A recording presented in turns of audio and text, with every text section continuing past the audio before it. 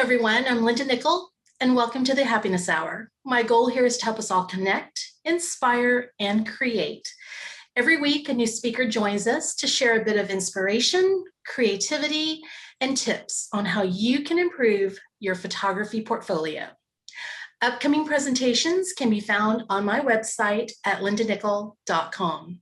Under Happiness Hour, you'll find the links to my YouTube channel and our community blog.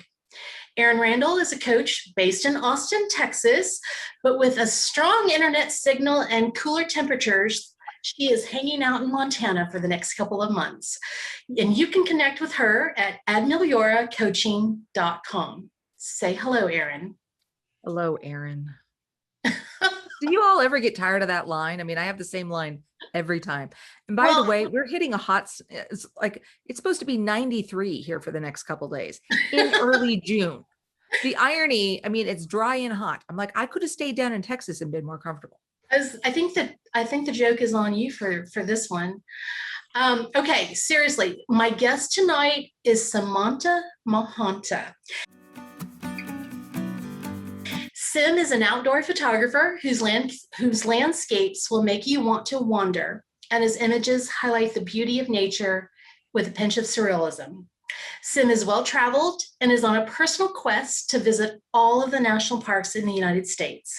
In tonight's presentation, Photography Outside Golden Hour, Sim will share his tips on how he creates stunning images even when he doesn't get that perfect light.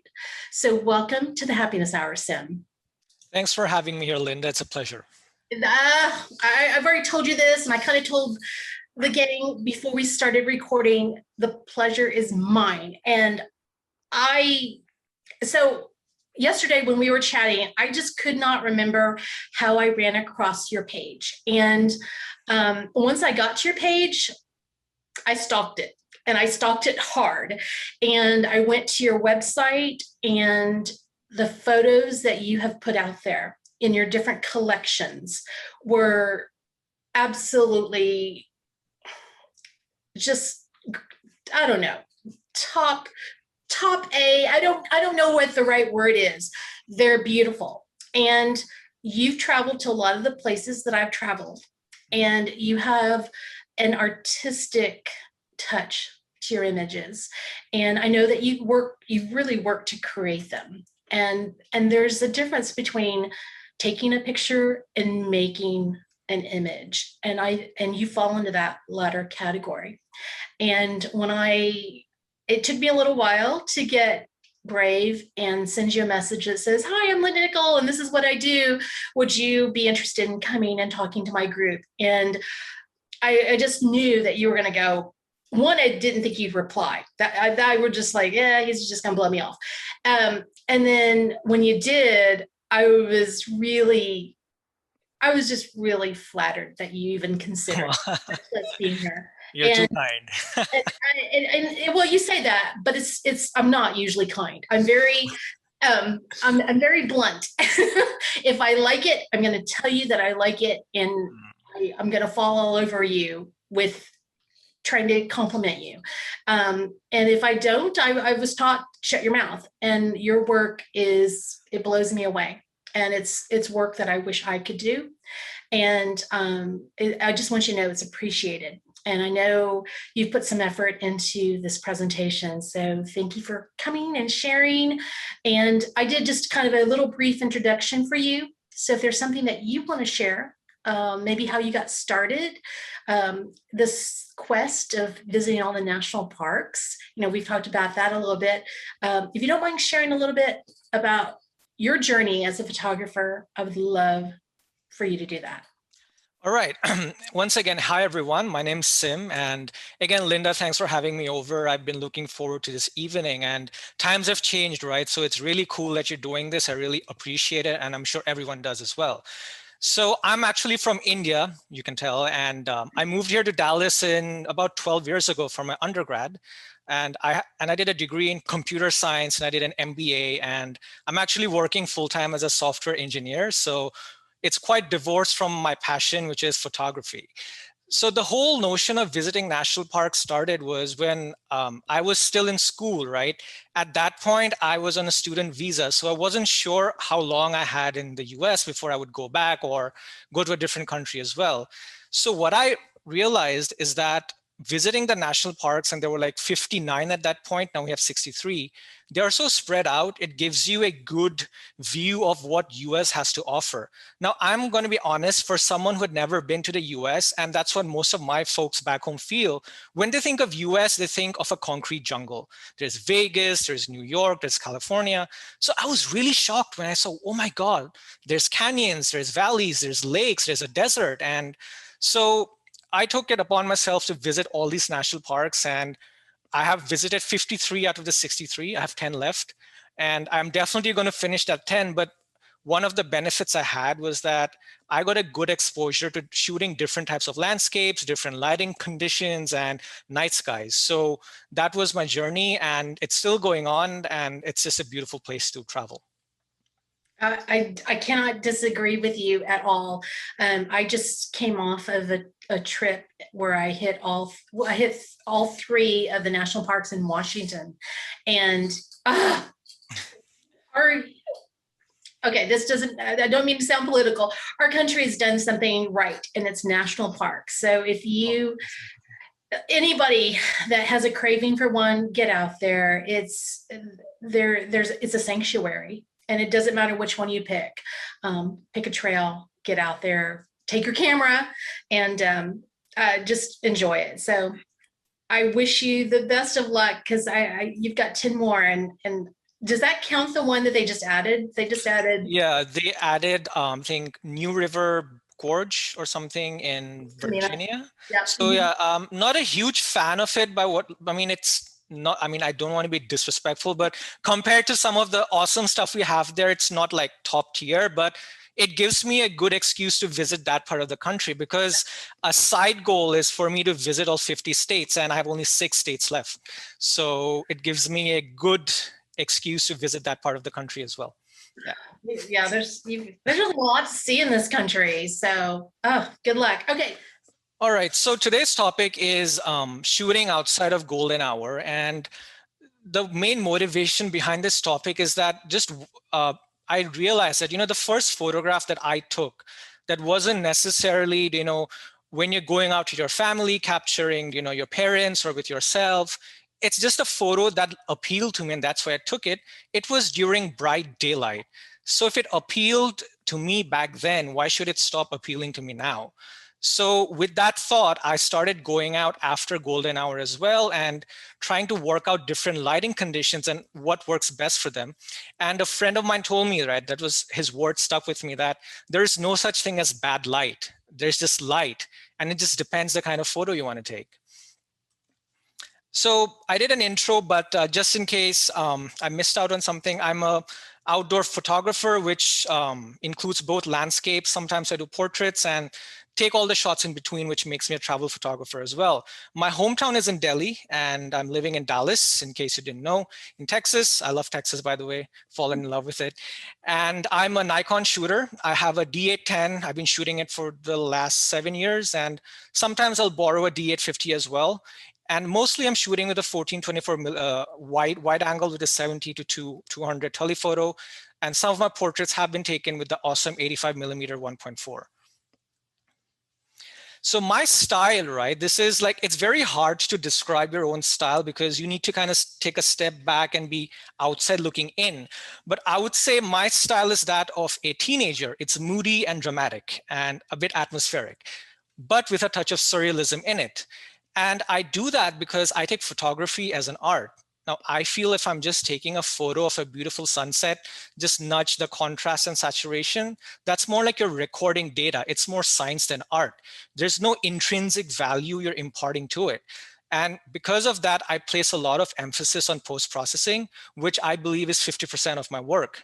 And that helps me create depth in the photo to add that 3-dimensionality to photos, because at the end of the day, a photo is viewed on a 2-dimensional medium. But how do you yet convey that 3-dimensional feeling? And then also comes in the intangibles, as I like to call it. Because if you think of your favorite photograph, right? If you close your eyes and imagine it, it's not just the visuals, it's all the sounds and the air, the wind blowing behind your neck, the people you were with, the beautiful drive you took. That helps you create that vision that you present to someone. But then if you show it to a third person, that person doesn't have that same context and perspective. And that's where I feel that you can add your panache. You can announce yourself as an artist. And that's why I really love the process of post-processing. And a favorite quote of mine that I go by Picasso is, learn the rules like a pro, break them as an artist.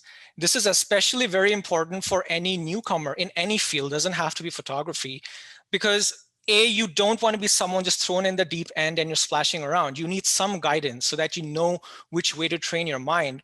But once you have developed a mastery of your skills, you need the bravery and the creativity to break through. And that's when you define yourself as a photographer. That's when your style comes through. And on that note is today's topic as well, shooting outside golden hour, because that is the golden rule, right? Oh, if it's past sunrise, I'm going to pack my gear and I'm gone, and I'm going to take a nap, I'm going to have lunch. That's it. I'm going to post on my Insta, Facebook, then I'll go out at sunset. But golden hour is like what, 10% of the day? Something nice must be happening in the other 90% worth capturing. Now, because I don't want this presentation to go too long and we'll all get hungry at some point, I'm going to focus most on the daytime, which is going to be 80%. If time allows and you guys are feeling it, I may go into blue hour and nighttime shooting as well. So daytime. Daytime I've divided into like subcategories. There is bright sunshine, as you can see in the photo behind. There's cloudy and stormscapes when the cloudy gets a bit too intense. There is the fall season, which is perfect for daytime shooting. There is fog, and fog doesn't have to end with sunrise. I've seen so many instances where fog will be there throughout the day. And there's portraiture as well. You can take portraits in bright sunshine. You can make that work. And the whole feeling I get from daytime that it's bold. Like whatever is there, there is no hiding. You're going to show it in your photograph. So the first category is bright sunshine. So what defines the bright sunshine period? It's saturation. Now in simple physics, right, how does color work? It's when light is reflected off of that colorful surface and you see that color. So when you have strong lighting, that color is going to really pop. And that's very useful when you need to take like pictures of flowers, you're taking macro photography, like kind of like the workshop you guys did. And then travel shots work really well in sunshine. Like think you're going to a village in Greece, maybe the island of Mykonos, or one of the colorful villages in India. You're going through the city of Jaipur, which is pink. If you shoot that during sunrise, yeah, you might get a good shot, but you're not capturing the personality of that place. And same goes for the glacial lakes and seascapes. Now, glacial lakes, I absolutely love that turquoise color they have. And that's because light reflecting off the glacial silt. Again, they'll look absolutely spectacular during the daytime hours. The benefits of shooting and this time is that you can freeze subjects. You don't need a tripod because there's so much light. You can shoot at 1/2000th of a second. Don't worry about sharpness at all.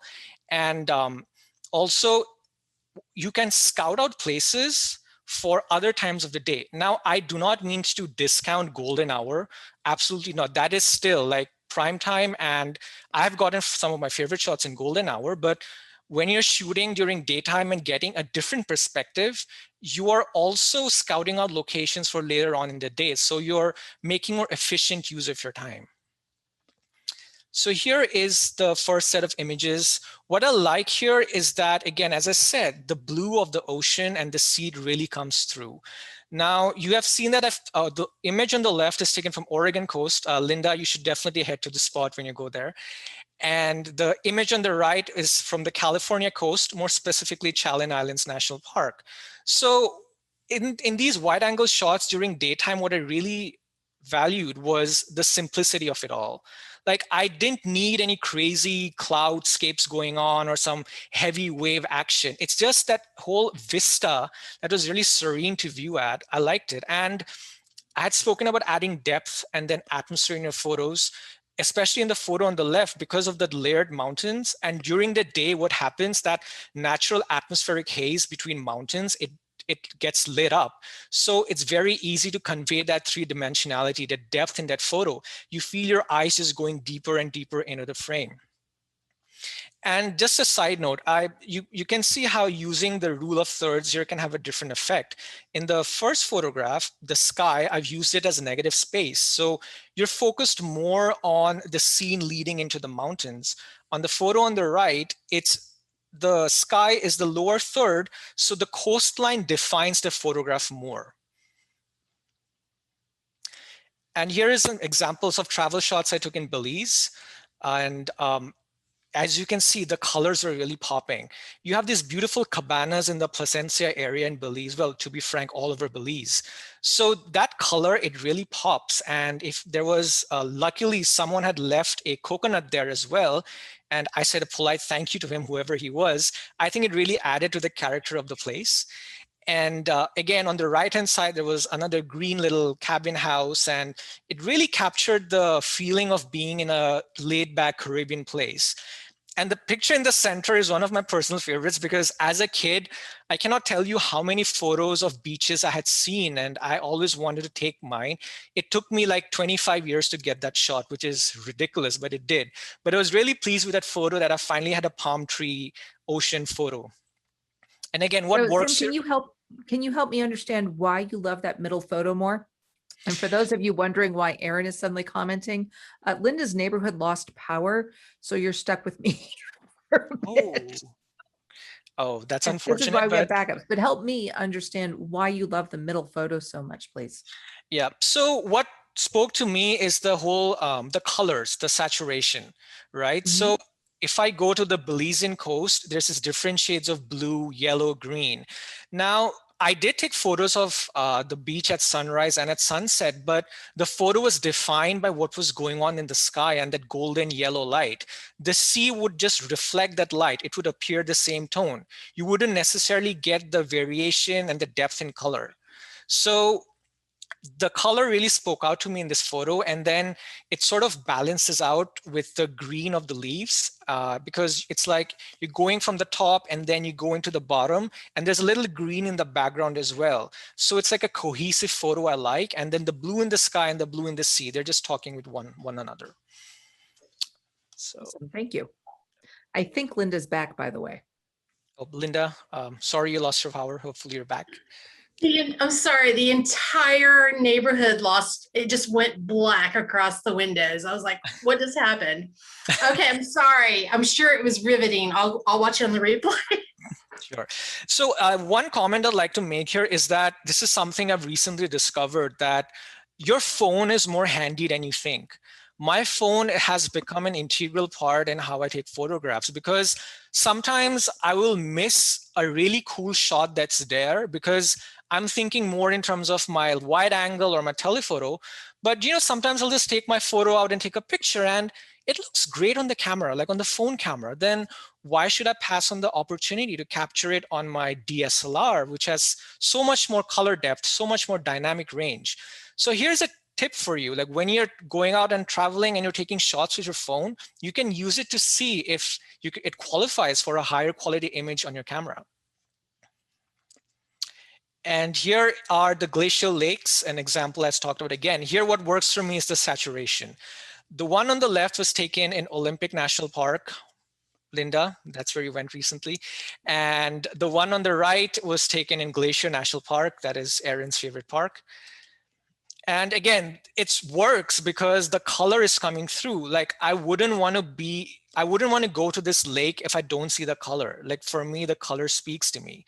So one thing I would recommend, or maybe you can try out, is that because there's so much color going on, if you do selective desaturation, it can really give your photo a character, which is what I did on the photo on the right, which was taken in Glacier. Now, I took out some of the yellows and blues from the clouds. I took out some of the yellows from the forest as well, because I really wanted that turquoise lake to speak out for itself. And had I left the color in, sure, it could have looked nice, but it would have been a completely different photo. So that's something that I like doing when I'm shooting in daylight, is that I do selective desaturation. And this is Dry Tortugas National Park, it's not a very popular destination, but it's one of my favorite places to be exactly for this shot here, because it breaks the rules. Like if you look at the photo on the left, there is no leading line going to this one uniform spot or nothing, but it still looks good to me because there's this juxtaposition going on. There's like contrast, like you have these arches that is going away into the distance. And if you just tilt your head on the right, you have this bright blue ocean there, and it's actually there. So this is something, again, that works during daytime. It would not have worked at sunrise or sunset because you wouldn't have that shocking contrast in color. Now, I will say is that there is going to be a lot of dynamic range in these kind of photos. So it's almost impossible to take it in one shot, maybe with the technology we have right now. But you still don't need a tripod for it. All I did for this was take 2 exposures, just standing as still as I could. You take them over to Photoshop, align those layers, and you're done. Just mask the layers in. So you don't necessarily need a tripod when you're shooting high dynamic range. And yes, we have Antelope Canyon is an ambassador of daytime shooting. If you haven't been there, I think they've restricted the amount of people that can go in now, partially because of COVID, but just because it was getting overrun. But I was fortunate to travel there about 6 years ago, and obviously you have the canyon colors, but then the light beams is what defines this canyon. It gives you that personality. So the light beams you can only get around 11:30 a.m. or 1:30 p.m., which is like around noon. So that really works in your favor, that you need to get in during and book a slot, go there during the daytime hours. I did need a tripod for this just because it was pretty dark inside and I wanted to make sure I wasn't messing up the sharpness. But the 2 things the light is doing, one is, of course, you have the defining light beams, but then again, it's bringing out the innate color there, which might not be that obvious when you're looking at it for the first time. Now, I will admit, in the middle photo, I did punch up the vibrance a bit. And that's just because that is what spoke to me. Like when I saw that frame, I was surprised to see there were purples, magentas, pinks, oranges, yellows. And in my head, that color had exploded 10 times over. That's why I fell in love with that place. And I wanted the viewer to feel the same. So I really made sure I brought out the colors and I wasn't afraid to pop them out. And then this is taken in Oregon. I love Oregon, by the way, like so many waterfalls. This is my favorite waterfall of them all, Proxy Falls. And that's me, by the way, standing there. I had my little sister take the photo. I set it up for her and I said, don't mess up. And more importantly, if you fall, the camera should not fall off the tripod. So what works here is that this is a waterfall photo with the water smoothened out at around 3 p.m. in the day. How does that work? It worked here because this waterfall was in a shaded area of the canyon. So one more bonus I had, which I did not foresee at that point, is that the little filtered rays that were going through the forest, they added this nice, like godly shine to the waterfall behind me. So it created this surreal feeling, like you're not just at a waterfall, but it leads to something beyond. And that is a very important aspect of my photography I like to chase after and highlight. And what the light did as well, the daytime light, it really saturated the green moss. This photo would not have looked as pleasing to me had the green not had so much life in it. If it were just lifeless, then that's just space that's not being utilized too much. So I had the shutter speed I wanted, which is ideally like 1/10 of a second. I had these godly rays come in and the greens were really sparkling. Now, on the other end of the spectrum, waterfalls, we tend to always try and smoothen them out, that nice silky flow. But let me tell you, you should experiment with freezing waterfalls as well. Go for a fast shutter speed. Go by 1/1000 of a second. See what you can get. And these are waterfalls taken in Iceland. Iceland is full of them, and it's a crazy epic place. The waterfalls were so powerful, like you would get drenched half a mile away walking from them. Their roar would have been unmissable. And I thought it would be injustice if I tried to smoothen all of them out. And moreover, had I gone for a slower shutter speed, this would have just looked like white walls, very bland. But this was, again, around noon. And I had the light to freeze the water. So by freezing the water, I really imparted that feeling of power, like how powerful these falls were. And I was using a telephoto lens for this. And one of the benefits is, of course, you end up showing scale because of the compression factor. But the second benefit is that I was completely dry while the model there was soaked. So poor her, bless her soul, she took in all the abuse from the water posing. And I was there sitting dry, fine tuning my focus, musing over, do I like this shot? And she was there getting wet. But anyway, it was worth it. At least that's what I thought. But using the telephoto, I was able to show a sense of scale. And I'm not sure if you can see it on the photo on the right, but there's a little bird between the waterfall as well, somewhere over there. And that really elevated the shot I was going for. And because I was shooting with a fast shutter speed, I had no problems freezing that bird in flight. Here is a photo I took from my home country in India, and I'm actually my grandparents are from Assam, which is in Northeast India. That's pretty remote. So what I liked about this shot, again, it's just these trees that were contrasted against a pretty simple blue canvas. And because this was shot during the day, now trees to be lit up, right? The light was coming from a top angle. So the red flowers, they really stuck out against the pale blue canvas. Yet, because it was daytime, I did not have that much of a dynamic range difference to be able to expose the lower part of the photo as well. And another benefit, because I was having a faster shutter speed, I could freeze this gentleman on the cycle on the left and the dude on the bike on the right. I mean, I did want to stop them and ask if I could take their picture, but they would have yelled at me because they were most likely going to earn their wage that day, going for some work. And I was there just chilling in my cargoes, taking shots. So I did not bother with that. I was like, you guys carry on, don't worry. I got the fast shutter speed. I got you covered. One tip that I will give you here, which is true for a lot of daytime photos, is that I at least try to underexpose my photographs, because nothing is worse when you blow out the highlights. You cannot recover them. But the technology we have today in our cameras, a lot of detail is preserved in the shadows. You will be amazed, especially with the D850, you could take a shot where the foreground is completely dark, but in Lightroom, you boost up the shadows by 40 or 50 points, and it's a perfectly exposed image. So do not be afraid to underexpose. And that way you're protecting the blue as well. So what really rounds these photos up is like the plain blue canvas of the sky behind me. Had those been blown out, had those become whiter, then these photos would not have had that same depth. So here are a few tips I can give you. What I call the calibration when you're shooting in bright sunshine is check with your phone. As I said, your phone will surprise you with the amount of composition you can make.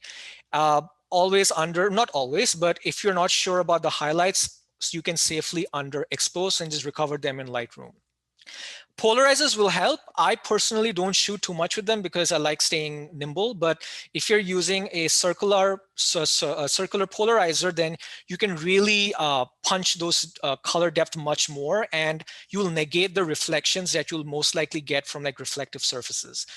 A neutral density filter can also help as well. If you're shooting a waterfall in daytime, but maybe it's not in a shade like the Proxy Falls photo was, but if you have a neutral density filter, then you can smoothen out the water in daytime as well, not an issue. You may get lens flare or those little spots, orbs, not sure what you call them, but if you have a lens hood, or you can just cup the lens, or what you can do is just take a quick panorama. Then you can just merge the two photos and mask in the area that does not have the sunspot. I used to get frustrated so much, but then this easy trick I realized by accident, and I was like, that was so stupid of me to not do it before. And when it comes to post-processing, again, if you have underexposed, just boost up the shadows, you'll be fine. Reduce the blue luminance. Now your blue skies will tend to get brighter, but just reduce in that HSL, which is in Lightroom, the hue, saturation, luminance. Reduce the luminance of blue. That will really deepen the blues of your sky. And the second point is pretty obvious: respect and enhance the direction of light, but it plays a bigger role in daytime shot when the direction of light is pretty obvious. I say this, and we'll see this in the next section, is when you're shooting cloudy shots, right? You can sort of dictate the source of light, and you can like direct the light. But in bright sunshine, you need to stay truer to the original source. And of course, you can experiment selective desaturation to tell the story with your photos. Like maybe you're going, I forgot, there's a village in Morocco, it starts with C, but all of the buildings and walls are blue in it. So if you really want to emphasize that blue, maybe you can desaturate some rogue orange that's there or rogue yellow that's there. And the next aspect is one of my favorites. It's cloudy, when you have cloudy skies or where you have a storm going through. My favorite bit about cloudy skies is that you have diffuse light, which makes for even lighting, and that makes for moody photographs. And you can really work that light in the way you want. There's no harsh shadows or highlights. It's great for portraits. You know, sometimes when I'm taking portraits and if it's a cloudy day, I'm so happy because we pretty much have the entire day to shoot. The light's not going to change that much. And of course, there's the beauty of the clouds as well. Like when you have a beautiful thunderstorm, a safe thunderstorm rolling in, you might get all these wonderful lines in the sky, you might different cloud formations, and it just really changes the whole landscape. And it leads to moments of surreal lighting. You never know what part of the sky is going to open up and the light's going to come through there and you're just in a different planet. And yet there's still enough light where you should not need a tripod in most cases. But then again, you probably should not take a tripod when there's a storm going around because you'll be the tallest object with a metal thing. No, that's not pretty good. So here is an example from Guatemala. This is Nickell National Park, and this was a crazy day. I have stories from there I would love to share. Won't have time today, maybe some other time. But what works here is that there was cloud cover throughout. So the light so this is a good example. A lot of people would say, oh, the light's bad. There's no such thing as bad light. What I did here is I took the photo as it is, and I dictated what the light is going to be. My vision was that these are these ancient Mayan ruins in the forest, and there's this godly glow maybe coming from behind the tallest temple there.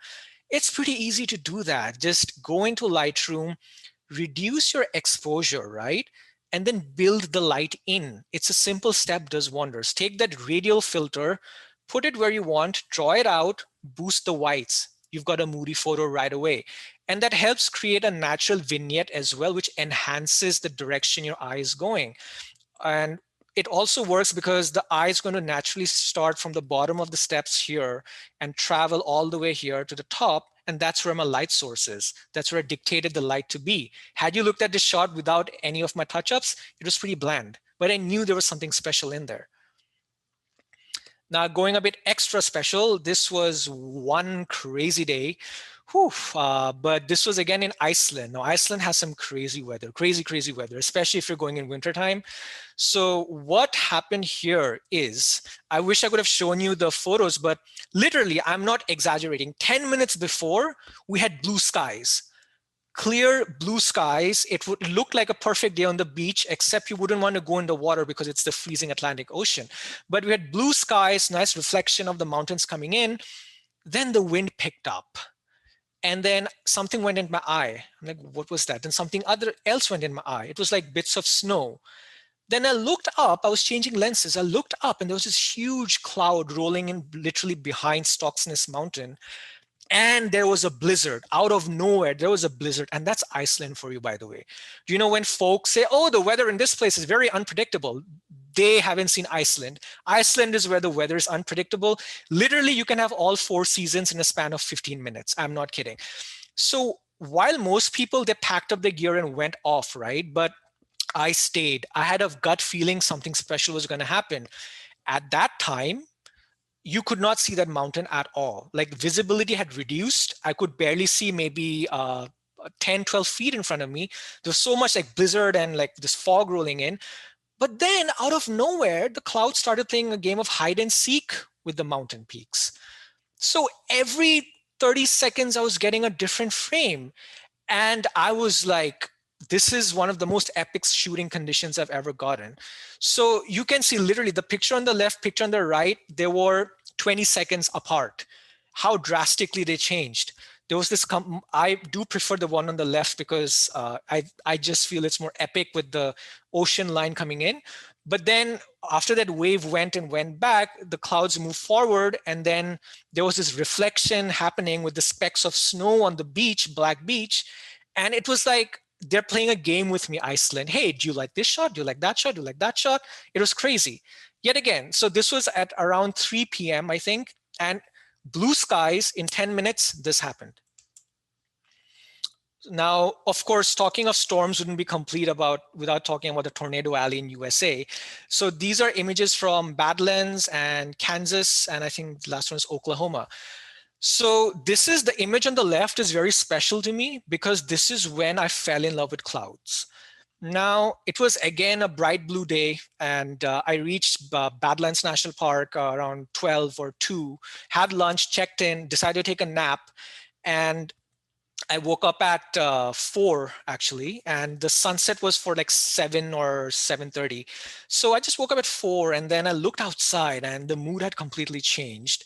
I went to the spot that was right in front of the cabins I was staying, and my camera came very handy here because with my eye, you do not see that much depth, but when I increased the shutter speed in the exposure preview, all of a sudden I saw there's a lot of things going on. So I really love that shot. And then this was taken last year, the one in Kansas in the middle, these beautiful mammoth clouds over a field of hay bales. And just somewhere down the road, the clouds kept changing. I took one more shot with the tree. And as you can see there, what to build in the mood, right? You can use color to build in the mood. I desaturated the greens there. I did not make it a summer green field. That would have been against the mood I was going for. You know, it's like it's just that feeling that, oh, there's a storm coming, or so if you desaturate the greens a bit, and that really helps the red pop on the model there, but it also gives more focus to the clouds. One thing I will say is when you're doing post-processing, be bold. If you have clouds, use the clarity slider, use the texture slider. Yeah, you could go subtle, but for my taste, right, it's dramatic out there, and I want to show you the drama. And here is Iceland again. Now, the thing about Iceland is a good example. It pays to be aware of the regional and seasonal characteristics of a place. Now, Iceland in winter tends to be cloudy most of the time. So what, you're just going to not shoot? Of course you're going to shoot, right? So what that does is that it helps enhance that Arctic mood that's there in Iceland. The white snow with the blue glacial water. So because there is no directional light coming in and it's all cloudy and there's still daytime, you can work with the ambient light. Now, ambient light works really well in photos like this. And at the same time, it's still that dark enough to use a waterfall smoothing shutter speed like it did in all these photos here, like between 1 second and 1/10 of a second. Sim, before you get too far past the photos of Tornado Alley, Ben had a question. It was on, do you recall what your shutter speed was on that Tornado Alley, those clouds? These clouds, so let me say that I was using a higher ISO. So my ISO would have been around 640. And given that this was shot handheld and I did not focus stack it, my shutter speed would have been probably around 1/200 to 1/250 of a second. Yeah. So, and if you're shooting, I think a safe bet is to shoot, if your shutter speed is faster than 1/100, and you just take the technique where your elbows are tucked in, you're not breathing, and hold the camera against your forehead, and you can like put it on a that timer, put it on a two-second timer to negate that movement from pressing the shutter. Put it against your forehead for 2 seconds, press it. You can end up with still photos. I'll let you in a secret. I managed to take a still photo to 1/6 of a second. I don't know how I did that, but I should have added that photo here. But yeah, with 1/200 seconds, you can easily capture these clouds. And don't be afraid to bump up the ISO, especially if you have a full frame camera or you got a camera in the last five years. You should be good till about 800 to 1000 ISO. You won't get that much noise. Any other questions on this? No, I don't think so. I just didn't want you to go so far back that. Yeah, cool. Yeah. No worries. No. Yeah, guys, if you have really burning questions on a particular slide, I'll be glad to answer them right then and there. So thanks for that. Yeah, just a quick tips I can give you on shooting during clouds or storms coming in. Please check the forecast and radar. You don't want to be caught with your pants down when there's a thunderstorm rolling in. It's not pleasant. And here's a rule that I learned because I went out chasing this storm as an unofficial storm chaser. My mom wouldn't want to hear that story. But here's the 30-second rules, right? If there's a lightning strike and the thunder, and you count the seconds between the lightning strike and the thunder. So for every 5 seconds, it equates to 1 mile. So if there was a lightning and you hear the thunder in 10 seconds, that means the storm is, or the lightning hit 2 miles away from you.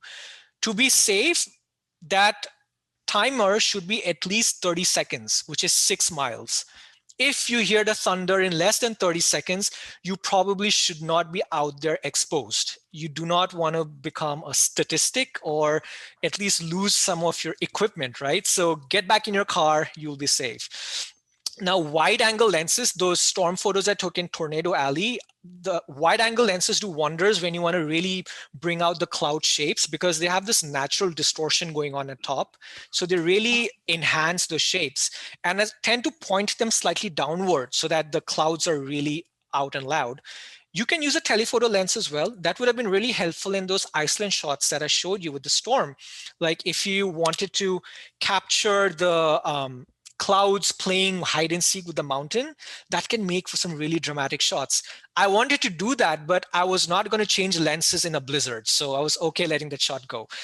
And post-processing tips, add in the exposure again. You can safely underexpose, or if you have a perfectly exposed photo, if you want to get the kind of moody looks that I've shown you here, underexpose the photo, like pull down the exposure slider, then add in the whites. You will be creating a moody photo right away. I've realized that a cooler white balance tends to work better. And of course, do not be afraid to go bold with the clarity and texture as long as the photo doesn't look grungy. So next we have is a photographer's favorite season, that is fall. And what works in fall? Why daytime again, you would say? Well, fall is about color, right? And you cannot have really nice colors without light. And you get this beautiful blue contrast. It's either in the sky, or there's a lake, or it's the background mountain layers behind you. So that blue contrast really helps balance and then define those fall colors. And then you'll most likely be shooting fall in mountainous areas or in forests. There, the light is not straightforward, right? If you're going somewhere like Smoky Mountains, where this photo in the background I took, different parts of the mountain is going to be lit up in different times. The light's going to be coming at an angle. If one part is in light, the other part is going to be in shade. So when you're out there in the day, you have the flexibility to choose what side you want to take. And of course, fog helps in saturation in autumn. And if you're lucky, you'll get that during the day, as I did. And of course, the thing is that if you're hoping to take a long exposure at sunrise, at sunset, that would mean you'd be using a slower shutter speed. If some person were to sneeze, your sharpness is gone. So you need to be able to have a fast enough shutter speed to freeze that those leaves. And a lot of you might recognize this location. It's I guess I was hoping it was one of our best kept secrets of Texas, but slowly and slowly it's becoming more common knowledge thanks to social media. I have my own thoughts on that, maybe sometime later. But these were taken in the swamps of Texas and Louisiana. And I was on a boat for all 4 of these shots. The gentlemen in the photos were also on a boat. I myself was on a boat. So it was like doing those drive-by shooting kind of things. And here's the thing, right? I'm not an expert kayak person, but so I still don't know how you can stand still in a lake. I'm always moving. So there was no way I was gonna do a long exposure. Heck, where would I put the tripod? Like, there was so much water there, right? And I couldn't even put it on the boat because I was bobbing up and down. But the benefit is that I could shoot this during the day. This was taken at 11 a.m. and I think the shot on the bottom right was taken at 3 p.m. So what worked here is because the way these trees are, they're grown, so they're in a shade. Now, these are cropped. The top part of the trees were getting the sunlight, but because I was shooting with a telephoto, I defined my composition. I cut out that two lit up parts and just focused on this central area.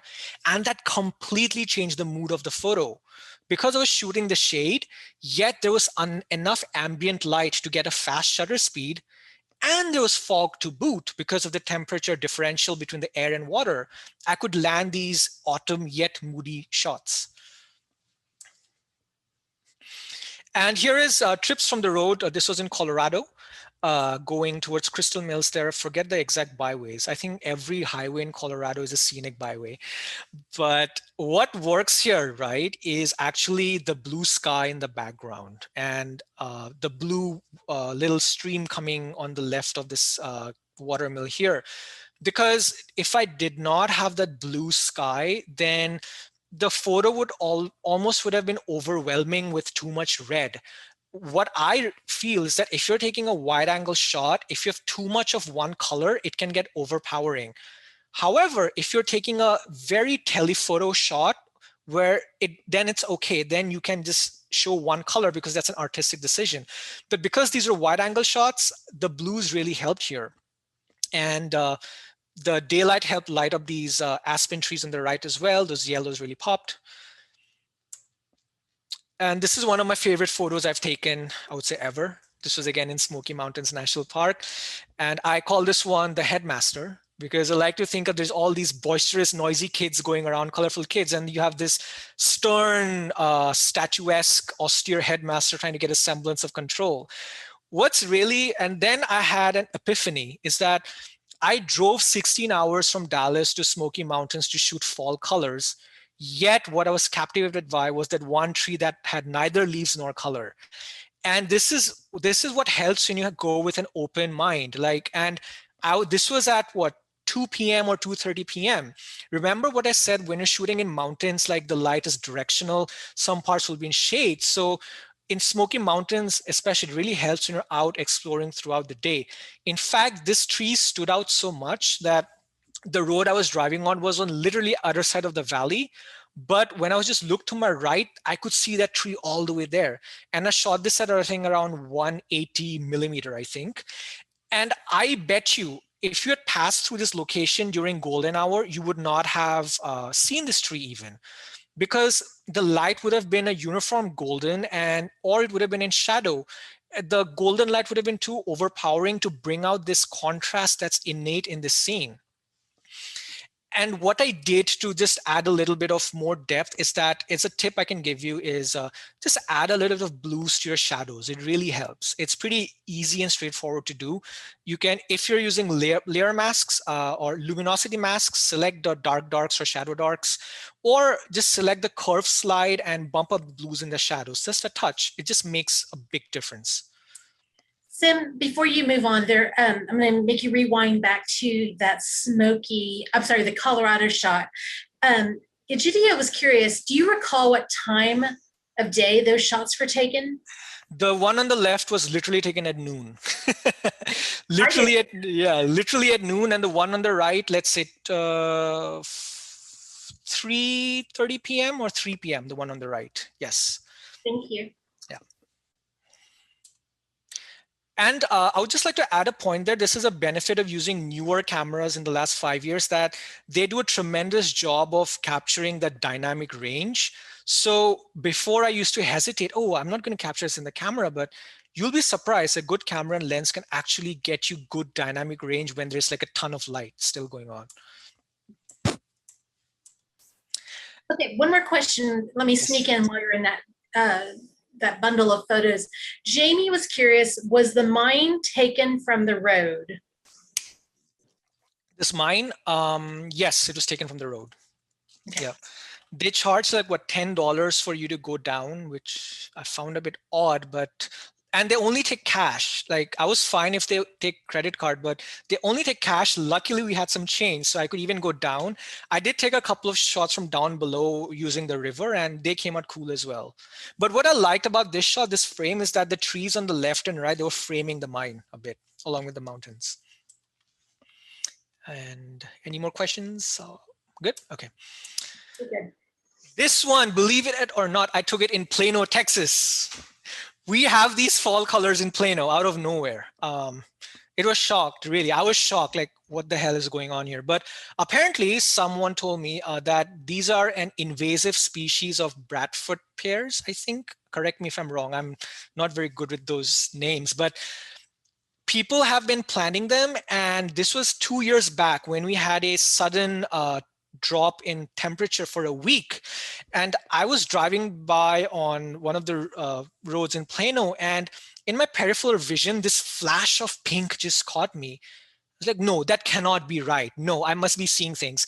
I'd made a U-turn, went into this housing area, and wow, it was just there. Like, this peach tree was just perfect. And I really wanted to capture the joy of finding this tree. So what better way to do a flourish with a bunch of leaves, right? And again, because this was like, if sun was setting at around 5:30, this was taken maybe at 2:30 or 3 p.m. So because I had enough shutter speed to work with, I could freeze those leaves. So, and here's a tip I can give you, right? It's pretty easy to take the perfect shot. Just don't try and do it in one shot. Like, take multiple shots of the leaves going in, line them up in Photoshop, add a layer mask, just paint in the leaves you want. You can have a perfect arrangement. It doesn't have to be done in one shot. That's what I feel, at least. But if you're a purist, you might disagree, and that's perfectly fine as well. Okay, so a quick go through here. Long exposures, avoid them if you're getting foliage. Telephoto lenses are pretty good for capturing autumn. Wide angle lens, you can use them if you have an interesting foreground. Maybe you have some good texture going on, or there's a river going by. And post-processing tips, again, when it comes to autumn, especially in daytime, use a restrained hand. It's pretty easy to destroy a perfectly delicately balanced photo.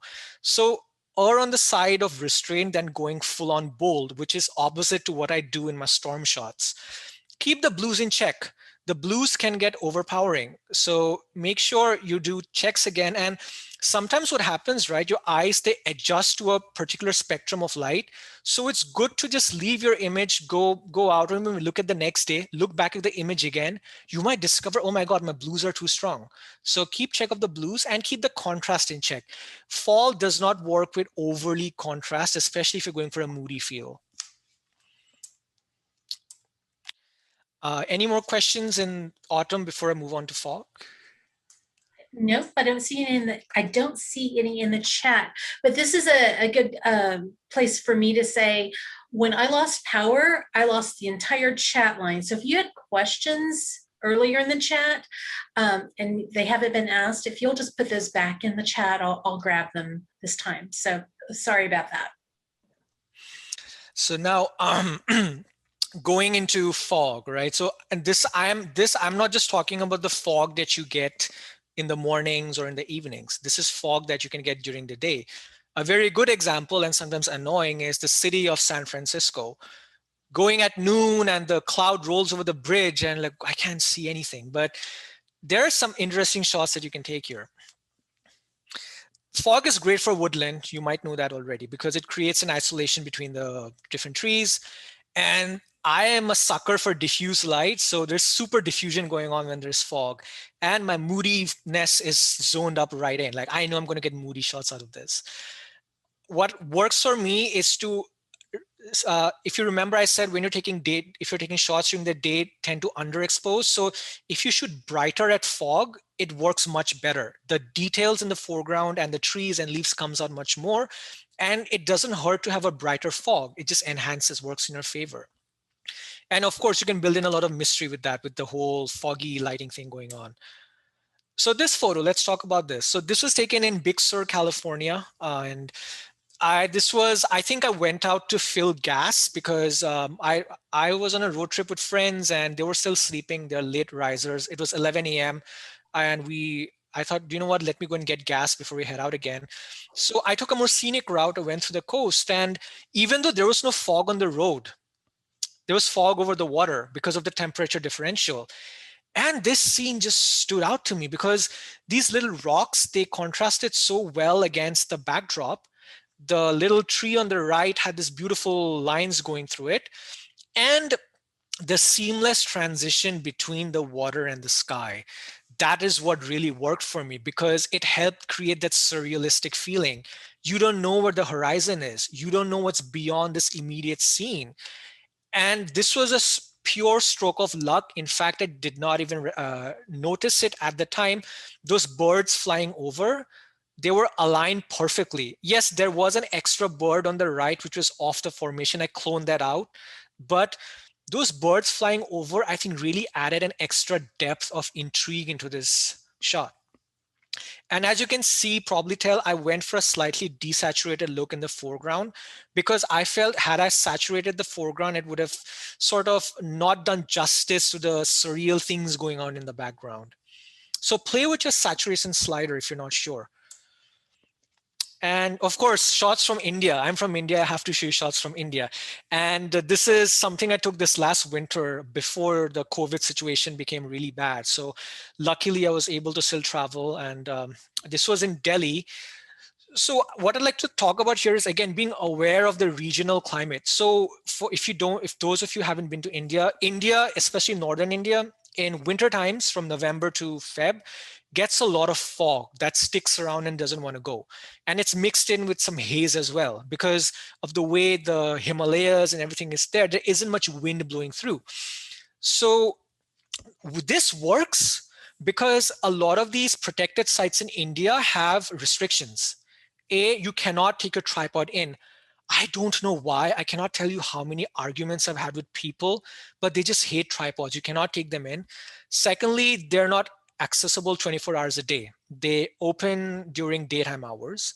So I have to shoot during the day. So if you do the research before, you already know you'll be shooting at daytime. So then the question is, how can I make it work in my favor? I had fog working in my favor. So these are the tombs of and the mausoleums of various Mughal kings that reigned during the 15th century in India. Beautiful architecture. If you're into architecture stuff, you're missing out if you haven't been to northern India, like Delhi. My God, like the sheer symmetry in them was awesome. And so in the middle shot, as you can see, there are two things going on. There's symmetry that I wanted to bring out in the foreground, but I also wanted to bring out this beautiful tomb in the background. But there's already so much going on. So I had to make sure that the midground and the absolute background was plain. And that's where fog helped me. And because the light was diffused, I just enhanced that light source coming from the tomb to give you that more surrealistic feeling. And the one on the right, it's the same principle again. And I will admit the bird wasn't perfectly positioned when I took it. It was slightly down and to the right, but I had a vision because I took that shot and the bird literally flew in from the center. And I didn't mind that. Like, I saw it with my eyes. So I'll just clone that bird from the right and shift it to the center because that is my artistic vision. That's what I saw when I saw this photo. And here there was so much fog that the tomb was disappearing in, which sort of built into the whole feeling of, okay, this is a Mughal emperor's final resting place. He's ascended into heaven, or some might say he went into hell based on the things he did. But anyway, he went into heaven, and this whole feeling of being lost in the heavens with the fog, that really worked for the shot. Before you leave fog, Sue is wondering, what f-stop are you using in these fog photos? Oh, these fog photos, you need to go with a wide aperture. So shooting, that's a very good question, Sue, and thanks for asking because I missed this point.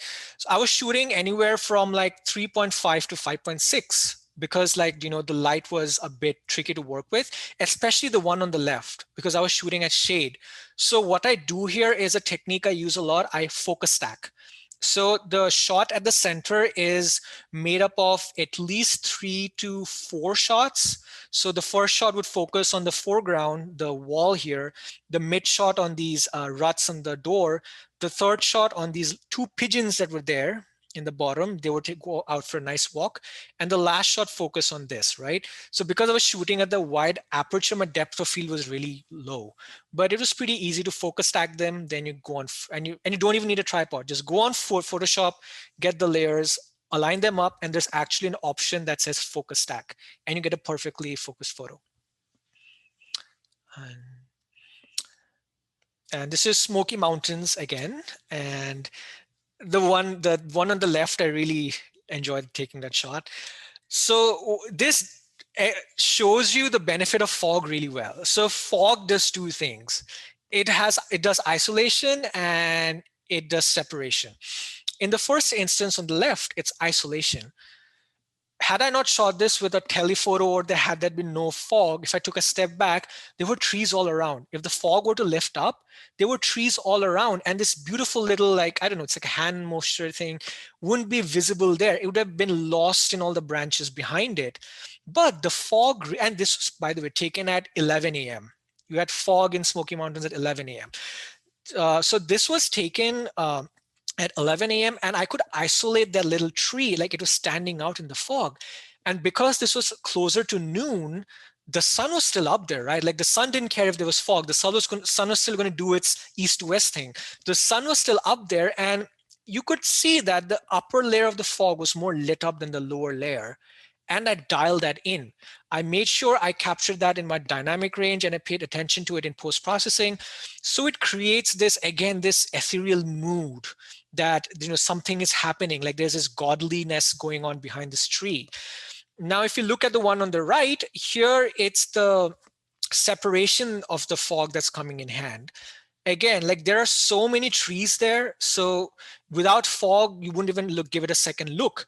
But these separated trees really help in bringing this forest scene out. It's a cleaner picture. And there's a third hidden benefit, is that you can imagine if there was no fog and diffusion going on, those branches would have been solid lines in the frame. They would have been dominated the frame, like solid black lines, like 3/5 of the frame. So because the contrast was naturally reduced, they formed more of a balance and harmony with the colorful foliage up in front. And again, my post-processing tips would be to, if there is fog, enhance it. Pump up the whites. You can add a little bit of blues as well to the fog. That really works well as contrast. And you can check out both telephoto and wide angle lenses. If you have a waterfall or a mountain with a meadow with fog, you can choose the wide angle lens. It'll help communicate that depth even more.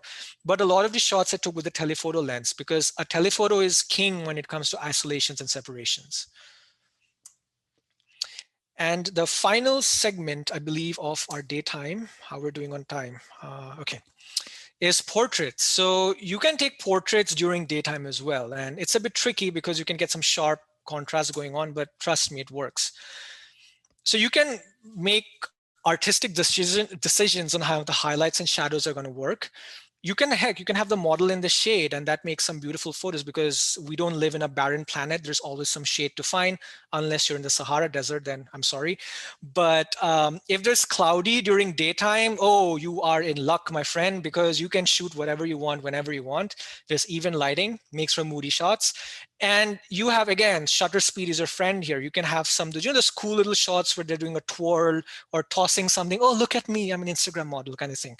So you can get this kind of shots in when you're shooting in daylight, because you can shoot in 1,000ths of a second. There is my grandmother.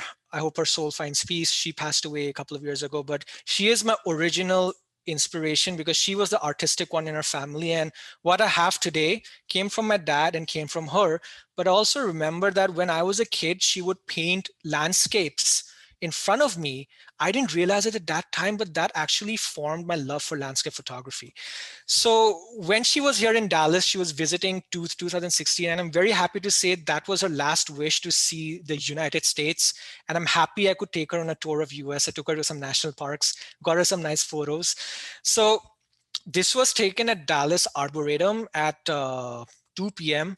By the way, why are their hours so restrictive? I wish they'd be open for longer. Anyway, this was taken at 1 p.m., 2 p.m. As you can see, the background is really lit up. It's bright. But grandma was sitting in a shaded area. So that shade helped me create that diffuse light on her. And because the background was lit up, it captured her mood. She was a very sprightly, happy person. So it creates this bright mood. So not all mood needs to be a gloomy teen angst mood. You can have some bright mood as well, as it works here. And this is, again, so if you're shooting in daylight, all of these photos were taken around 2 p.m., 1 p.m., I think. So this is between tall buildings. So if you live in a city, like one of the cities in East Coast or West Coast, you can do this all the time. In DFW, we don't have too many options, but there are there if you find them. So because again, it was a very well lit up scene because it was sunshine, but this was between two buildings. So you did not have that harsh light coming in to, mess up your shot. And you might be wondering, hey, but there's this light source coming on the left photo from here. It looks like sunset. I'll tell you what I did, and I haven't told anyone. I added that light in. It wasn't there, right? So that's what I did, because that's how I create those moody shots. Because there was diffusion going on, you can define your light source. And in portraits, it really helps if you have like a sort of like a foggy lit up area in the background. Doesn't work all the time, but it works here. And again, you can see it's like a very beautiful focus that, a well exposed photo that came here because the photo was diffused. And now moody portraits, right? When it's cloudy or a bit foggy. Here is one of my rare self-portraits. I took this shot for Halloween. I don't know what I was going for, but I figured if I'm dressed in black and have a look of fear in my face, it would make for a good Halloween shot. But anyway, I did enjoy the processing of it. So what works here is that this was, again, cloudy days, and we had a little bit of rain actually going on in the middle shot. So there was a lot of light I could work with. And these were shot with the 85mm prime, which does an excellent job of enhancing diffuse light. If it's cloudy, if it's diffused, you get that prime out, open up the aperture, you'll be surprised how well those shots get exposed. Like, there's a reason those lenses sell really well. And a quick tip, try not smiling in these photos unless you're the evil It clown from those movies, because a smile would throw it off in these shots. It doesn't go. So have this kind of work those like, oh my God, what's going on? Is he coming on time? Try to work those expressions. It's pretty silly, but it does wonders. And moving back to not so moody, this is shooting like not being afraid to shoot when there's bright sunshine on your face. The key here is working the direction of light, and it's actually a game of inches. In any of these shots, had the person in the photo move to the left, move to the right, or you as a photographer did a little left-right shift, it would have ruined the photograph because you would have had some weird shadow coming in or some unevenly exposed highlight. And a little micro tip I'll give you, right? So in this photo on the left, I'm looking away from the light. In these photos, my friend here is looking towards the light. Now, this works looking away is because my sunglasses are reflective. Had I looked into the light, it would have been too much. Like, I'm looking into the light and my sunglasses are also reflective.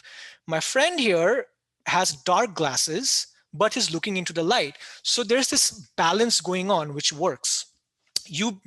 These things you may not realize when you're shooting, but if you keep shooting, your mind will tell you without you realizing, no, you need to look left, you need to look right. And here again, the model here is in a shaded area, but what I did here, I really like the shadow that was falling here. So I used that to my benefit, and we're all wearing sunglasses for some reason. And here on the right, again, you can see this was in Congaree National Park, actually in South Carolina. They have these wooden walkways there, and the bright sunlight was creating these strong shadows. And I was like, dude, you got to walk the line, man. So he did his strut and he walked the line, and we got these really well exposed shots. And here is flirting with shade, not with the women, flirting with shade. So this is the same spot. The one on the left, I was outside that window. The one on the right, I'm inside the window. So what worked here, right? The one on the left worked because I had more diffuse light coming in, and I did not care to expose the background here. I wanted a black background that really helps bring it out. The one on the right, I needed directional light because I needed this immediate thing to stand out a bit.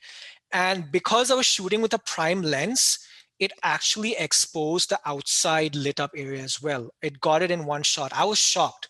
I did not know what shot I was going to get, but the 85mm 1.4, amazing. And this is just more shooting in the strong sunlight. As you can see on the one on the right, I'm again using these strong shadows as benefit. And one tip I can give you is that you can either go with completely bold colors like the one on the left. if you're shooting a simple bright blue sky shot like this, or you can go completely opposite, just go black, but stick to one and make it work. And here again, the person here is actually facing the light, and the fact that he's wearing sunglasses lets him do it without him going blind. And here again, he's looking at the light, and I used the filtered light that was coming to the trees to create this really moody morning walk feel, even though this is more like a noon walk. And again, prime lenses. So quick tips on calibration. It's a game of inches, guys, when you're shooting out in daylight. A little head tilt there, look up, look down, or you as a photographer, don't get lazy, move around, do some squats if you have to. And try and control the highlights, right? So try not to blow up the background, the highlights, because that'll ruin your shot. And if you have diffuse lighting, any cloud going on, enhance it. Add some contrast. If you're shooting when there's a lot of light, your shot will come out a bit washed out, but don't worry, just add some contrast, reduce the highlights, and pump the whites. You'll be surprised what that can do for you. And I think we should be at the end of our presentation. We'll not have time for the other two segments. But if you had any questions, or you would just like me to show you what I had in store, let me know. Okay, so I think I've covered all the questions in here. You and I had talked about hoping that you could get through a little bit more, and we are out of time. So this is what I'm gonna put you on the spot, and I'm gonna ask you to come back and do part 2, so that you show us a little bit more. If there is demand, I would love to come back as many times. It's demand. It's demanding. It's really, you need to get on board, Sim. It's about what Linda wants. Just so you know. Linda's happiness hour. Gotcha. I told you, this is like Linda's selfish hour. And you know what? These guys are backing me up. There's yeses, by all means. Demand. Thank you, Gary Sims, for saying demand in capital letters. Karen Riley is saying amazing artistic shots, and she's an art teacher. So I'm going to go with these words. I'm going to ask you to take your screen down because I want you to hear me. Okay. Your work is stunning. It's dreamy. It's moody. It's ethereal. It's surreal. And I know that you are creating art here. And it may not be for everybody. And I love that you're like, this is what I do. This is how my visions. And you just do a beautiful package. It is just beautiful work. And so with that, I cannot thank you enough for coming and sharing your story and sharing your work. And a lot of those little tips are buried in here. So some of you guys are going to have to go back and watch, because I was even like, some of the little subparts that you had on your outline, I'm reading them and he's skipping them. So I'm gonna have to go back and read them a little closer. But you gave just a beautiful presentation, and I cannot thank you enough. So I'm gonna ask you, is there anything that you want to close with that we might have, you might have realized, oops, I wish I could say this. Let me just, I guess, okay, there you go. So if you guys want to contact me by email, that's the best way to reach me, just because I'm out on the road a lot. So it's Sim, it's on the initial slide, sim@simexposure.com. That's pretty straightforward. And if you want to follow my stories, and Linda will vouch for it, and thank you for the effusive praise on that I love making stories because I like telling a story. So I do stories on my trips as well. So on Sim Exposure on Instagram, you can follow me there. But again, thank you so much for having me, and just hearing me out, because as an artist, you produce art and art, but you don't really get the opportunity to talk about it and even go into a state of introspection. Because as I was building this whole deck, right, there are things I realized about myself, what I place value on more. So it goes both ways. So I really appreciate your time. And if you have any questions, I'll be happy to answer them. And I hope I get to interact with you guys again. Thank you for having me. And I want to emphasize this, and I was going to say it as I close, but you beat me to it. if you're not following him on Instagram, you're missing out, because one of the best parts of my end of my day is going through people's My Stories. And when I get to yours, Sim, when you're traveling, because I recognize the Smoky trip, I recognized your India trip. I followed you through all of those. That's so cool. That's so cool. Yeah, I did. It's like stalking, but your stories are so, they're like little theater. It's you've put the effort. You don't make just, when I was on my vacation, I'm videoing a waterfall, or I'm videoing foxes, okay, with my little phone. You're actually spending time and putting a creative package around those little vignettes, and they're beautiful. And so they're entertaining, and that's what My Story should do, is that extra. So I appreciate that, because there's value in that. And then you don't have to wait a couple of weeks for you to get home and process some photos, but those My Stories take you there. And if you're a traveler, please consider following him on Instagram. So, all right, with that, Sim, I'm going to close out your session. I wanted to thank you again for coming and sharing. You guys can connect with Sim through his website, simexposure.com. And if you're on Instagram, please look for him at simexposure. I'll link all of his info in the show notes. So next week, travel and adventure photographer Lawrence Lederman will be here to talk about overlanding photography. And for those of you dreaming about living on the road, you do not want to miss this session. And until next time, go out and create something beautiful. And I hope that we see you again soon.